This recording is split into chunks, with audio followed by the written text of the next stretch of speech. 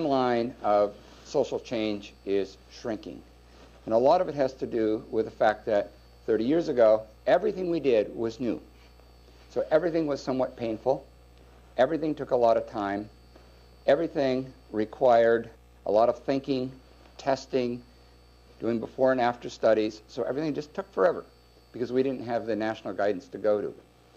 Now, if you want to do something in your community for biking and walking, you have two things to go to, and I mentioned those before. One is that the guidelines are good. If you need an excuse to do something, there's a guideline you can find to justify it. And secondly, it goes back to that scale of 1 to 10.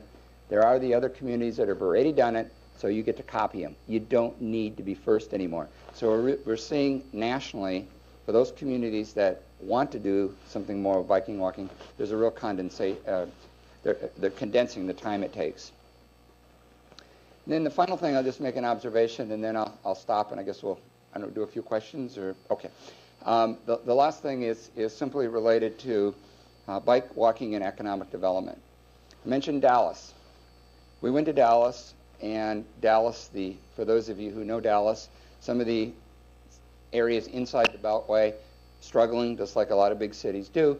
We found streets there, 6-lane arterial streets that had average daily traffic under 10,000, 6,000, 7,000. That means during rush hour you might not see another car. And other places are congested, but we found about 500 miles of street that were completely overbuilt, that simply didn't have much traffic anymore. So we put together a plan, street by street, showing exactly the cross sections and saying, we want to repurpose this space. And you think of space as a scarce